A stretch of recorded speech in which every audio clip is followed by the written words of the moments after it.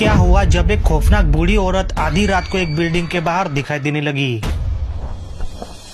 तो जब पुलिस के समझाने पर डोना अपने घर गई तो उसने ये डिसाइड किया कि वो अब खिड़की को कभी नहीं खोलेगी, जिसके कुछ दिनों तक उसने ठीक वैसा ही किया। वो बिना खिड़की खोले चुपचाप सोने लगी। अब उसे नींद भी ठीक से आने लगी। एक दिन डोना बहुत खुश थी क्योंकि उसने उस दिन एक नई कार खरीदी थी, इसलिए उसने उस रात खाने में चिकन करी बनाई। जिसके बाद उसने खाना खाया और आराम से सोफे पर ही सो गई। लेकिन सपने में उसे वो बूढ़ी औरत बार बार दिखाई देने लगी। तभी अचानक उसकी आँख खुली तो उसने देखा कि रात के 3 बजे थे, जबकि वो अब भी नशे में थी। तो वो धीरे धीरे अपनी रूम की ओर जाने लगी। फिर जैसे ही उसने रूम का दरवाजा खोला तो कमरे में वो बूढ़ी औरत एक डरावनी स्माइल देकर खड़ी थी और उसने डोना को धीरे आवाज में कहा कि तुम मुझसे ऐसे छुप नहीं सकती। उसे देखकर डोना जोर से चिल्लाई और इससे पहले कि वो वहाँ से भागती उस बूढ़ी महिला ने उसको